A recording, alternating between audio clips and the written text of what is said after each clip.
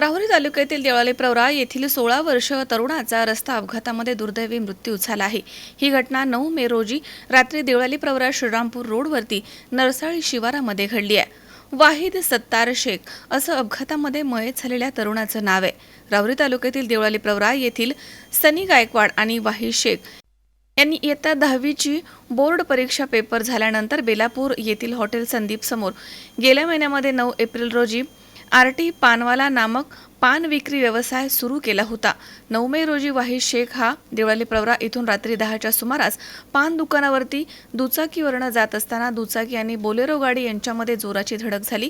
या अपघातामध्ये वाहिद यास गंभीर मार लागल्यानं रवी देवगिरे यांच्या रुग्णवाहिकेमधनं राहुरी फॅक्टरी येथील खाजगी रुग्णालयामध्ये उपचारांसाठी त्याला दाखल करण्यात आलं, मात्र तेथील वैद्यकीय सूत्रांनी इतरत्र हलवण्यास सांगितलं। दरम्यान राहुरी येथील सरकारी दवाखान्याच्या अधिकाऱ्यांनी त्याला मृत घोषित केलं।